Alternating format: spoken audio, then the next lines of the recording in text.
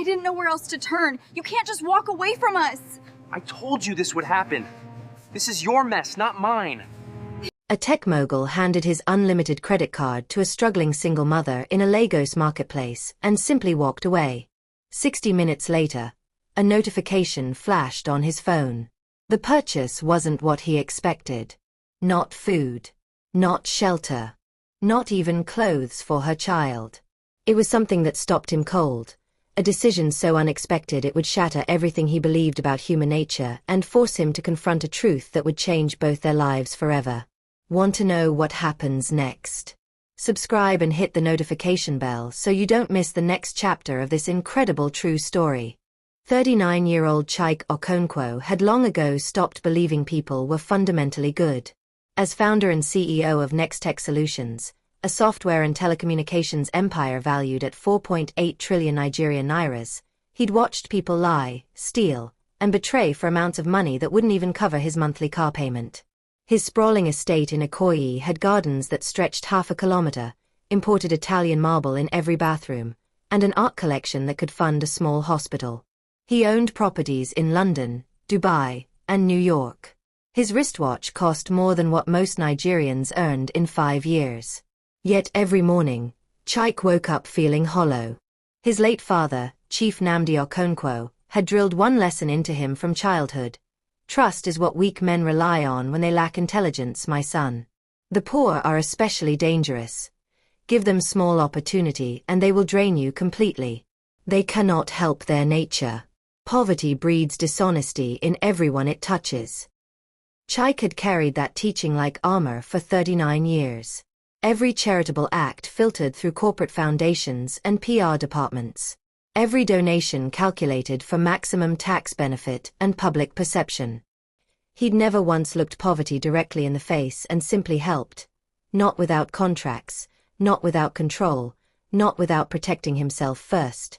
But one humid afternoon in Victoria Island, something shifted. He was racing to an emergency investor meeting, his driver navigating through Lagos traffic while his assistant rattled off urgent messages. His custom-tailored agbada had cost 800,000 Nigerian nairas. His leather portfolio held contracts worth billions. His phone buzzed constantly with messages from international investors, lawyers, and executives all demanding his attention. Then he saw her. Sitting outside the Palms shopping mall entrance was a woman, perhaps early 30s, with exhaustion carved into every feature. A small girl, maybe 7 years old, sat beside her on a faded wrapper, her thin arms wrapped around her mother's waist. The woman held a handwritten sign on cardboard, "Single mother. Lost my job. Please help. God bless." Chike's driver slowed for the security checkpoint. Through the tinted window, Chike found himself staring. "Sir, we're already 15 minutes late," his assistant reminded him from the front seat. "Stop the car," Chike said. "Sir. Stop. Here." His assistant's eyes widened, but the driver obeyed. Chike stepped out into the sticky afternoon heat, immediately drawing stares. Men in agbadas that expensive didn't typically walk through parking lots. They certainly didn't approach street beggars. But Chike's feet moved anyway, carrying him toward something he didn't understand but couldn't ignore. The woman saw him coming and immediately started to gather her daughter closer, preparing to move, to apologize for existing in his sightline. That defensive reflex, that automatic shame, hit Chike harder than any business loss ever had. "Please, I'm not causing trouble," she said quickly, her Yoruba-accented English polished despite her circumstances. "We can move somewhere else." Chike knelt down, ignoring his assistant's audible gasp behind him as his expensive clothes touched the dusty concrete. "What's your name?" he asked gently. The woman blinked, clearly shocked that someone dressed like him would speak to her at all, let alone with kindness. "Kayamaka," she said softly. "Kayamaka Nwosu. And this is my daughter, Zoe." The little girl peeked out from behind her mother, eyes wide and wary but still curious. "How long have you been coming here?" Chike asked, studying Kayamaka's face. Intelligence lived in her eyes despite the exhaustion. Education in her careful pronunciation. This wasn't someone born into poverty. This was someone who had fallen and couldn't find a way back up. Shame flickered across Kayamika's face. 6 months, she admitted. I lost my position as an administrative officer at a logistics company when they downsized. My landlord evicted us 3 months ago. We've been staying with different friends, but... Her voice trailed off, the unspoken words hanging heavy. But everyone's generosity has limits. Where do you sleep? Chaik asked. Sometimes at the night shelter in Yoba, when they have space. Sometimes here in the parking area, where security doesn't chase us away. Sometimes at the bus stop on Admiralty Way. She said it matter-of-factly, as if homelessness had become so normal she'd forgotten it was extraordinary. 6 months. A 7-year-old child sleeping in parking lots and bus stops for 6 months, while thousands of people walked past every single day. Behind him, Chaik's assistant cleared her throat impatiently. Mr. Okonkwo, the investors from Singapore are waiting. This meeting is worth. Chaik raised one hand, silencing her without breaking eye contact with Kayamika. His father's voice echoed in his head. The desperate will consume everything you give and still demand more. They cannot help themselves. It is their nature. Maybe it was time to test that theory himself. To prove once and for all whether his father had been right, or whether Chaik had spent 39 years believing a lie that protected his wealth but poisoned his soul. Chaik reached into his pocket and pulled out his wallet. Kayamika's eyes widened slightly, probably expecting a few thousand naira if she was lucky. Maybe 5,000 Nigerian nairas. Maybe 10,000 Nigerian nairas if the universe felt generous. Instead, Chaik pulled out a sleek black credit card. Platinum edges. Embossed numbers. No spending limit. No restrictions. Just pure, unrestricted access to wealth most people couldn't imagine. Kayamika stared at it like he'd pulled out a snake. Take it, Chaik said, holding the card between them. I don't understand, Kayamika stammered, pulling Zoe closer protectively. It's yours for 24 hours, Chaik explained, his voice steady despite the chaos of doubt screaming in his head. Buy whatever you need. No limits. No questions.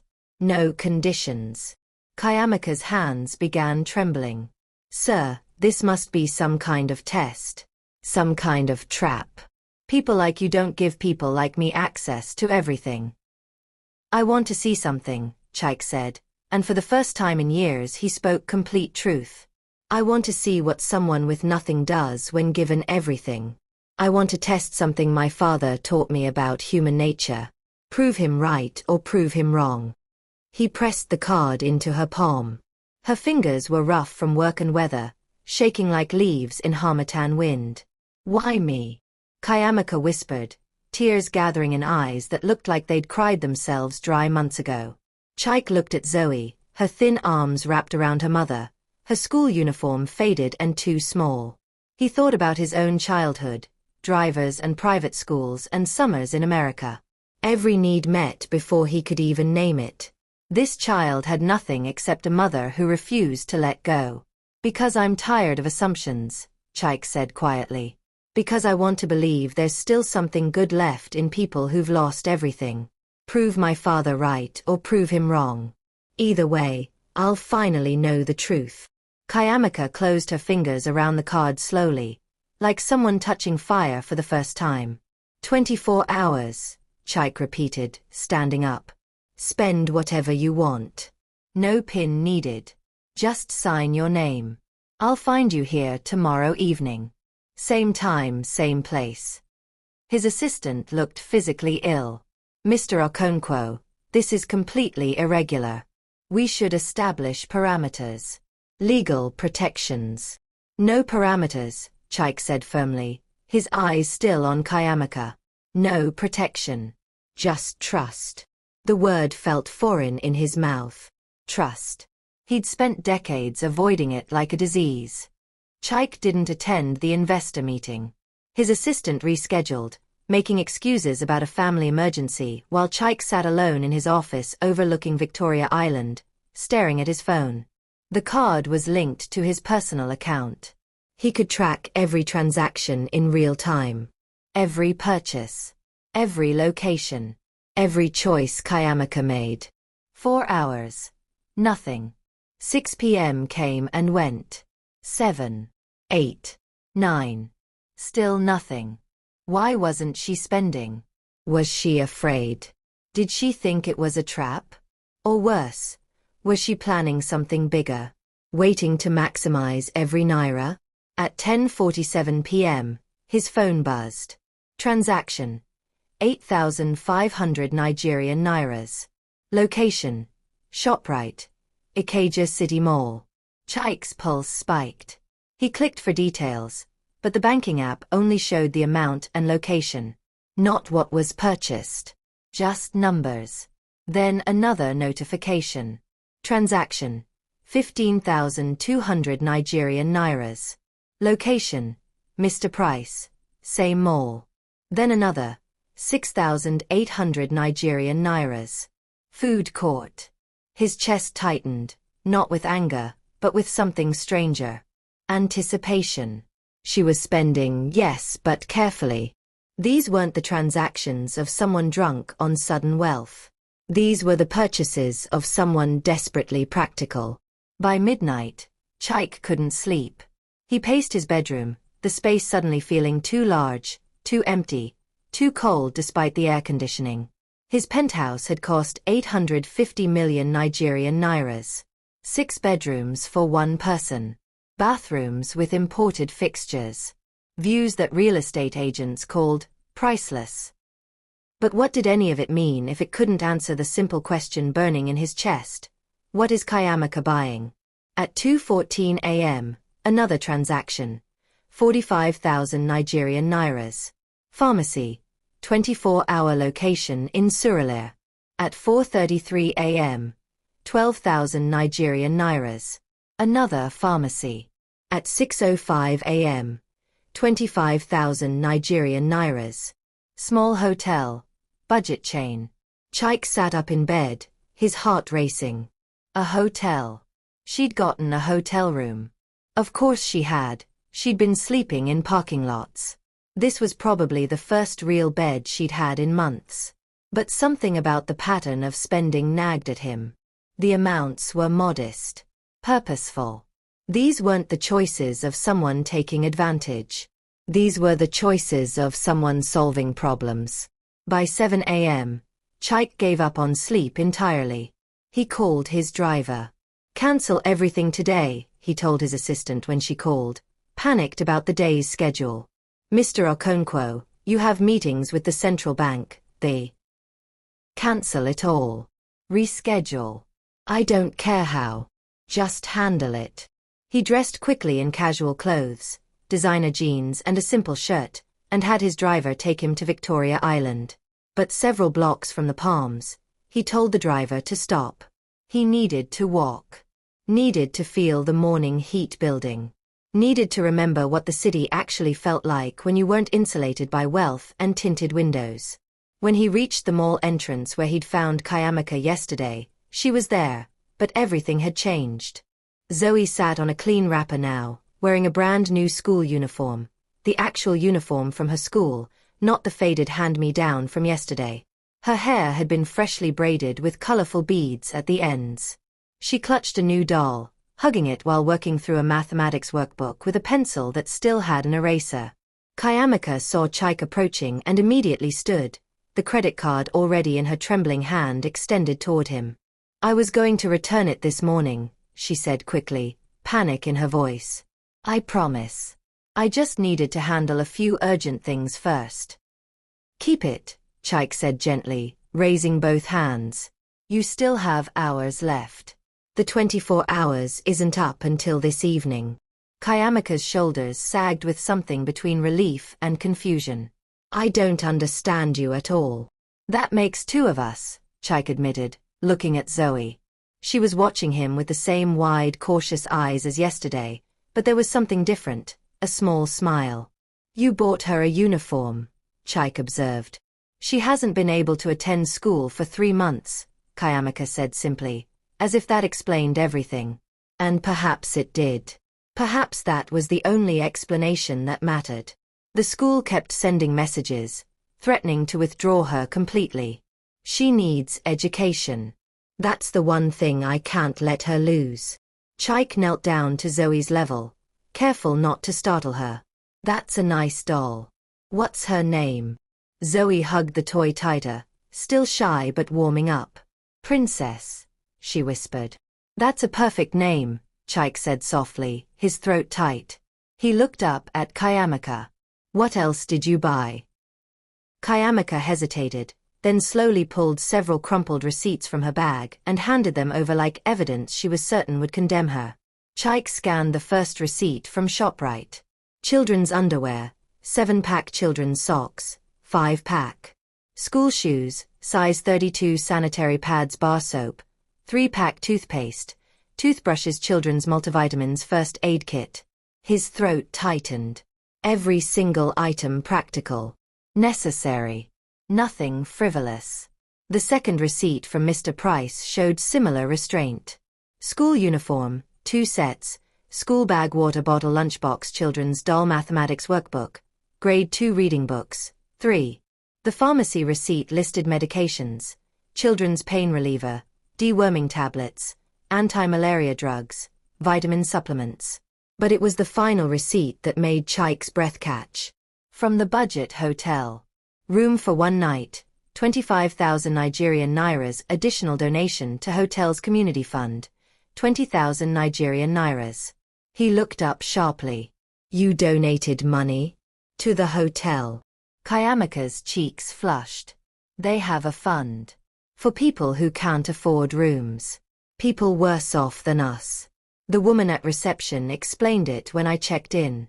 I thought, if I had extra, even just for one day, maybe I could help someone else have one safe night too. Chaik stared at the receipts, his hands trembling slightly. His father's voice was completely silent now, obliterated by the truth printed on thermal paper. This woman, who had every reason to be selfish, who had every justification to think only of herself and her daughter, had spent a billionaire's unlimited credit card on necessities, education, and charity. Not jewelry. Not designer clothes. Not electronics or luxuries or anything remotely self-indulgent. Just survival. Just kindness. Just love. You didn't buy anything for yourself, Chaik said, his voice strained. Not a single thing. Kayamika shook her head. Zoe comes first. She always comes first. I can manage with what I have. I've managed this long. But she deserves better. She deserves to be in school. To have clean clothes. To be a child, not someone worried about where we'll sleep. Chaik looked at Zoe, carefully practicing her letters in the workbook, Princess the doll sitting watch beside her. A child who'd spent 7 years learning that the world was harsh and unstable, but who still smiled. Still studied. Still hoped. For the first time in his life, Chaik Okonkwo felt genuinely small. Not in wealth. He still had more money than he could spend in 10 lifetimes. But in character. In humanity. In basic human decency. This homeless single mother had more grace in her work-roughened hands than he'd cultivated in 39 years of privilege and private schools and executive boardrooms. Come with me, he said suddenly, the words tumbling out before his brain could catch up. Kayamika blinked. What? Both of you. Come with me. Please. Fear flickered in her eyes. Where? Somewhere safe, Chaik said, his voice breaking slightly. Somewhere with walls and doors that lock. Somewhere you can finally stop running and looking over your shoulder. Somewhere Zoe can just be 7 years old. Tears spilled down Kayamika's cheeks. She looked at her daughter, then at this man kneeling before them in expensive jeans. And for the first time in 6 months, she allowed herself to believe that maybe, just maybe, not everyone in the world was cruel or indifferent. I don't have anything to give you in return, she whispered. You already gave me everything, Chaik replied, his voice rough with emotion. You reminded me what money is actually for. You showed me my father was wrong about everything that truly matters. You proved that goodness still exists. Kayamaka wiped her eyes, laughing through tears. I just bought what my daughter needed. Exactly, Chaik said. You had unlimited wealth for 24 hours, and you chose love over greed. Do you know how rare that is? How many people would have bought cars, electronics, designer clothes, emptied the account and disappeared? Kayamaka looked at Zoe, who was watching them both with curious eyes. She's all I have. She's all that matters. Every choice I make, every day I survive, it's all for her. I know, Chaik said softly. I saw it in those receipts. I saw it in that donation. You could have taken everything, but you gave anyway. That's not just good. That's extraordinary. He stood up, extending his hand to help Kayamaka to her feet. Let me help you build something stable. Not charity, a foundation. A real chance. Will you let me do that? Kayamaka took his hand, and as she stood, she felt something she hadn't felt in 6 months. Hope that wasn't fragile, but solid. Chaik took them to Eco Hotel first, not his personal estate, which felt too invasive, too overwhelming. Instead, he booked a 2-bedroom suite overlooking the Atlantic, with a full kitchen, a living area, and windows that framed the ocean instead of parking lot concrete. Kayamaka stood in the doorway, frozen, unable to cross the threshold into a space that felt like it belonged to a different universe. It's okay, Chaik said gently. This is yours. For as long as you need it. No expectations. No conditions. Just safety and time to breathe. Zoe, unburdened by adult disbelief and trauma, walked inside immediately, her new school shoes squeaking on polished tile. She touched everything with wonder, the velvet couch, the heavy curtains, the bowl of fresh fruit on the counter. Mama, look. Zoe called, pointing at the bathroom. There's a bathtub. A big one. With bubbles. Kayamaka finally stepped inside, moving like someone walking through a dream that might shatter. She set down the plastic bag that held everything she owned, literally everything that remained of her previous life, and turned to Chaik with tears streaming freely. I don't understand, she whispered, voice fracturing. Why are you doing this? What do you want from us? People don't just help like this. There's always something they want in return. Chaik had been asked variations of this question thousands of times in business. People always wanted to know his angle, his strategy, his hidden agenda. But standing there, watching a mother see safety for the first time in half a year, he realized he didn't have an agenda. He just had a choice. You reminded me what wealth is actually for, he said quietly. I'd forgotten. Or maybe I never really knew. My father taught me that money was for protection, for power, for building walls between myself and people who might want something from me. But you showed me it's for building bridges instead. For creating possibilities. For giving people a chance to show who they really are.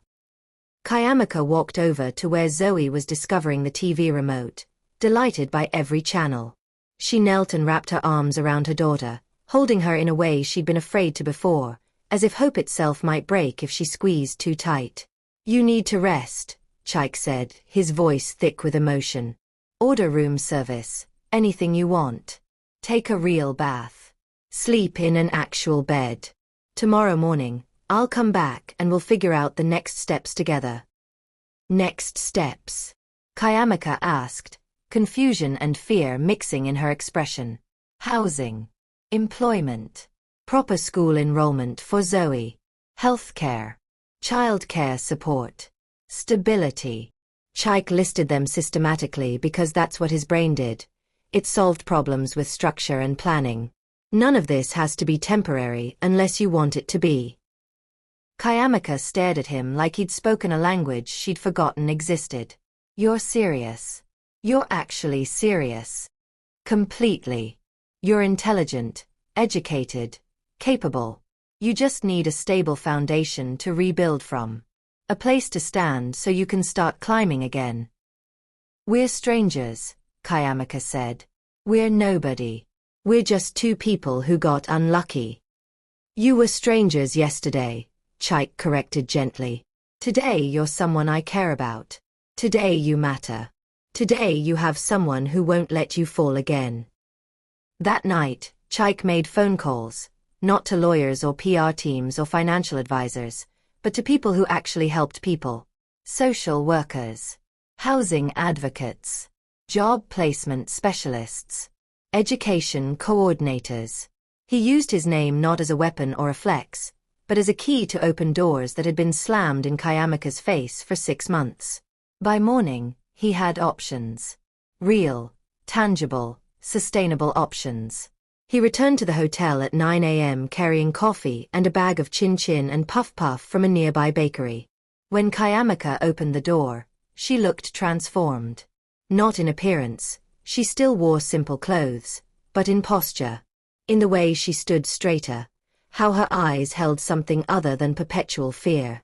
Zoe was watching cartoons on the massive TV, Princess the doll sitting proudly beside her on the couch. "Morning," Chaik said, handing Kayamika the coffee. She took it with both hands, inhaling the steam like a memory she'd thought was permanently lost. "Real coffee," she said softly. "From an actual coffee shop. Not the instant sachets from roadside vendors. I'd forgotten what this was like." They sat together while Zoe laughed at cartoons, and Chaik laid out the plan he'd constructed overnight. A 2-bedroom apartment in a safe neighborhood near good schools. Rent subsidized initially through a housing assistance program he'd pressured into accepting her application. Job training matched to her skills and experience. Healthcare coverage through a program for single mothers. Zoe enrolled in a good primary school with subsidized fees and meals included. Kayamika listened in stunned silence, tears running down her face, dripping into coffee that had grown cold while Chaik talked through every detail. "This isn't charity," Chaik clarified, repeating what he'd been telling himself all night. "It's an investment. You're intelligent, capable, and resilient. You just need resources and stability. A foundation to build from. Everything else, you'll do yourself." "I don't know how to repay you," Kayamika said, her voice barely audible. "This is more than money. This is my whole life. My daughter's future. How does someone repay that?" "You already did," Chaik replied. "You showed me that goodness still exists in people.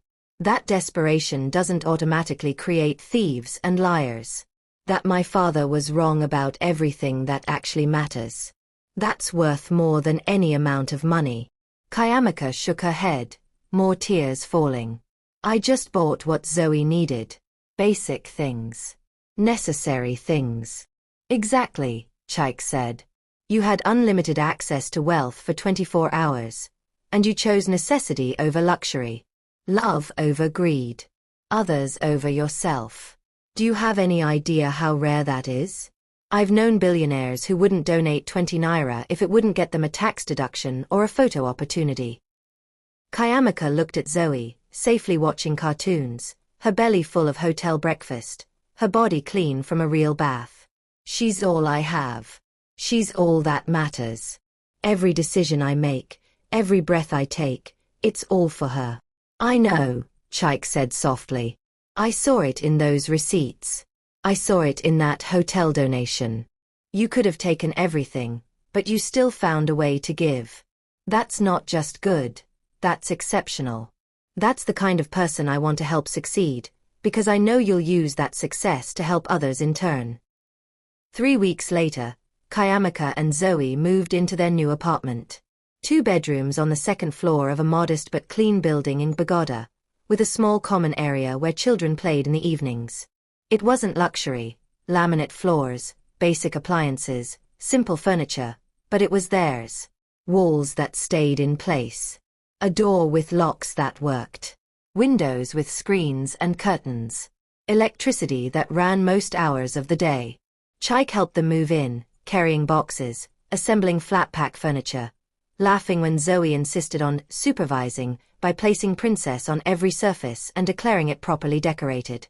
"She's very particular about interior design," Kayamika joked, watching her daughter arrange her small collection of belongings with the seriousness of an architect. Chaik didn't mind the physical labor. For the first time in years, he felt genuinely useful. Not powerful or influential or wealthy. Just useful. Just present. Just human. That evening, after Zoe fell asleep in her new bed, her very first bed that wasn't borrowed or temporary, Kayamika and Chaik stood in the small living room, exhaustion and gratitude hanging thick in the air between them. I start the administrative training program on Monday, Kayamika said. Office management with technology skills. The placement specialist said there's strong demand, good salaries, benefits. A real career path, not just a job. You're going to excel at it, Chaik said, and he meant it. He'd seen her intelligence, her attention to detail, her determination. She would succeed because she had to, because Zoe depended on her, because that's what survivors did. Kayamika looked around the apartment, her eyes glistening in the lamplight. I keep expecting to wake up back at the Palms entrance, to realize this was all some elaborate dream I had while Zoe and I were sleeping on concrete. It's real, Chaik assured her. It's yours. No one can take it away. The lease is in your name. The training program is confirmed. Zoe's school enrollment is complete. This is your foundation now. Everything you build from here is yours. She turned to face him, her voice breaking around the edges. Why did you choose us? Out of everyone in Lagos who's struggling, why me and Zoe? Chaik had thought about that question every day since that afternoon at the mall. He'd analyzed it, broken it down, tried to make logical sense of it. But the truth was simpler and more complicated than logic. Because you looked at Zoe the way my mother used to look at me, he said quietly. Before she died. Before my father became cold and turned wealth into a wall instead of a tool. You looked at your daughter like nothing else in the world existed. Like you'd fight the universe itself to keep her safe. And I realized I'd spent 39 years believing people like you didn't exist anymore. That poverty destroyed goodness. That my father was right to trust no one. Kayamika wiped her eyes. You gave us a future we couldn't reach on our own. No, Chaik said firmly. You already had the future inside you. The strength, the love, the resilience. I just removed some of the obstacles blocking your path. You did the hard part. You survived 6 months that would have broken most people. You kept Zoe safe and hopeful. You stayed good when the world gave you every reason to become bitter. That's all you. I just opened a few doors. Months passed. Kayamika completed her training program at the top of her class and landed a position at a tech startup in Yaba. Good salary, full benefits, room for advancement. Zoe thrived in school, bringing home report cards filled with excellent grades, making friends, no longer carrying the invisible weight of homelessness in her small shoulders. Chaik visited regularly, not as a benefactor checking on an investment, but as a friend. Someone who attended Zoe's school assembly where she received an award for mathematics. Someone who helped Kayamika figure out how to fix a leaking tap. Someone who showed up on difficult days without being asked. He learned things about himself he'd never known. That he preferred home-cooked jollof rice to 5-star restaurant meals. That a child's proud smile was better than any board meeting standing ovation. That watching someone rebuild their life was more satisfying than watching his company's stock price climb. But something else was changing too. The story of what Chaik had done, though he'd tried to keep it private, had leaked somehow. Maybe through the hotel staff. Maybe through the social workers. Maybe through Kayamika mentioning it gratefully to someone at her new job. People started reaching out. Other tech entrepreneurs. Business leaders. Wealthy Nigerians who'd grown cynical about helping. They all asked the same thing. How do we know who to trust? How do we help without enabling? How do we give without being taken advantage of? Chaik's answer was always the same. You don't know. You trust anyway. You help because it's right, not because you're guaranteed a good outcome.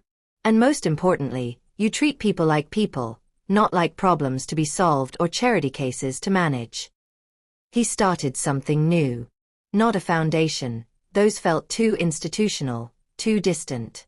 Instead, he created a simple program, 24 Hours of Trust. He recruited other wealthy individuals. The concept was simple. They would identify people genuinely struggling, give them access to resources for one day, and see what they did with it. No applications. No means testing. No bureaucracy. Just human connection and trust. Some people spent the money selfishly, and that was okay. They were learning what was possible, dreaming bigger than survival for the first time. But most people, Chaik discovered, were like Kayamaka. Given a chance, they chose necessity over luxury, family over self, future over immediate gratification. His father's cynicism had been wrong. Not completely. There were indeed people who would take advantage. But they were the minority, not the majority. Most people, given genuine help without judgment, wanted to build something better. They wanted to work, to provide, to give back. One evening, Kayamaka invited Chaik for dinner at her apartment. Simple food, jollof rice, fried plantain, chicken, but cooked with care. Zoe chattered excitedly about her school day, showing him her latest drawings, completely comfortable now with this man who'd changed their lives. After Zoe went to bed, Kayamaka handed Chaik something. His credit card. "I've been keeping it," she admitted, blushing. "I know I should have returned it months ago, but I was scared. Scared that returning it would somehow break the spell. That as long as I held on to it, this new life would stay real." Chaik smiled, closing her fingers back around the card. "Keep it." "Chaik, I can't possibly." "Emergency fund," he said simply. "For Zoe. For unexpected expenses. For peace of mind. You've proven exactly what you do with it. You've proven I can trust you more than I trust most people I've known for decades." A year after that afternoon at the Palms shopping mall, Chaik stood at his office window overlooking Lagos, but his view had changed. Not the physical view. The same sprawling city stretched before him. But what he saw when he looked at it. He no longer saw just opportunities for profit or threats to manage. He saw people. Millions of people, each carrying their own struggles, their own stories, their own potential for goodness if given the chance. His company had changed too. Next Tech Solutions launched a new initiative, subsidized technology training for unemployed professionals. Paid internships for people rebuilding after setbacks. Partnerships with shelters and social services to identify talented people who just needed opportunity. Some board members complained about the costs. Some investors questioned the strategy. But the results spoke for themselves. The program had placed over 300 people in stable jobs. Dozens had been promoted. Several had started their own businesses. And the publicity, genuine, earned publicity, had attracted top talent and conscious consumers. Doing good was also good business. His father had never understood that. Kayamaka had been promoted twice. She was now managing a team of 5 at her company, making enough to save money each month, building something lasting for Zoe's future. She'd started volunteering at the night shelter, helping other single mothers navigate the system, offering the same hope she'd been given. Zoe was 8 now, confident and bright, with dreams of becoming a doctor. She had friends, hobbies, stability, a childhood. Chaik's phone rang. Kayamaka's name on the screen. "Chaik, do you have a moment? There's something I need to tell you." They met at a cafe near her office. Kayamaka looked nervous, fidgeting with her coffee cup. "What's wrong?" Chaik asked, concerned. "Nothing's wrong. Everything is incredibly right. That's why I need to tell you this." She took a deep breath. "When you gave me that credit card, do you know what my first thought was?" "That I was crazy." She laughed softly. "That too. But my very first thought was, this is a test. A trap. He's seeing if I'll steal from him so he can feel superior. So he can confirm that poor people are exactly what he thinks we are." Chaik's chest tightened. "And now I understand you weren't testing me at all. You were testing yourself. Testing whether you could trust. Testing whether your father's teaching was true. testing whether you'd been living a lie that protected your wallet but poisoned your soul. She reached across the table and took his hand. You changed my life, yes. But Chaik, I think I changed yours too. And I need you to know, what you did that day wasn't just generosity. It was bravery. It takes courage to let go of the beliefs you were raised with. To risk being hurt or taken advantage of. To choose trust when you've been taught that trust is weakness. Tears burned in Chaik's eyes. You showed me what was possible. What goodness looks like even after everything has been taken away. And you showed me that not everyone with wealth is heartless. That some people still see other humans, not just problems or opportunities or threats.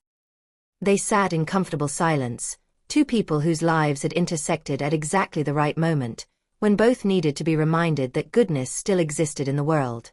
Thank you, Kayamaka finally said. Not just for the help. For seeing me. For treating me like I mattered even when I was sitting on a concrete floor begging strangers for coins. Thank you, Chaik replied, his voice rough with emotion. For proving my father wrong. For showing me what money is actually for. For reminding me that trust isn't weakness, it's the strongest thing we can offer each other. Later that evening, Chaik visited his father's grave for the first time in 3 years. He stood before the marble headstone, expensive and imposing like everything his father had valued. You were wrong, Dad, he said quietly to the stone. Not about everything. The business lessons were sound. The strategy, the planning, the discipline, all useful. But about people. About trust. About poverty and goodness. You were completely wrong. The poor aren't dangerous because they're desperate. They're desperate because people like us hoarded everything and convinced ourselves we earned it all alone. Chiamoka taught me that. She had nothing and still found ways to give. She was drowning and still reached out to help others. I spent 39 years living by your rules, and I was miserable. Wealthy but hollow. Powerful but empty. One woman with a 7-year-old daughter changed all of that in 24 hours, not by taking everything, but by showing me what love looks like when it's the only thing you have left. The wind rustled through trees planted around the cemetery, expensive landscaping, of course. His father had insisted on the best plot. I forgive you for being wrong, Chaik said. I forgive you for teaching me fear instead of trust. Because if you'd been right, I would have spent my whole life living in a cage made of gold. Kayamaka set me free. He walked away from the grave feeling lighter than he had in years. The truth his father never understood was simple. Wealth means nothing if it walls you off from humanity. Real richness isn't measured in billions or properties or power. It's measured in connections. In trust given and received. In the courage to believe in goodness even when the world has given you every reason not to. Kayamaka had been poor in money but rich in character. And she'd made Chaik rich in the only way that actually mattered. Rich in understanding what it means to be human. If this story touched your heart, please subscribe to our channel. Hit the notification bell so you never miss inspiring true stories like this. Leave a comment below telling us what you would do if you were given unlimited resources for 24 hours. And share this video with someone who needs to hear this message today. Remember, trust is not weakness. Goodness still exists. And sometimes, the poorest person in the room can teach the richest person what wealth really means. Thank you for watching, and we'll see you in the next story.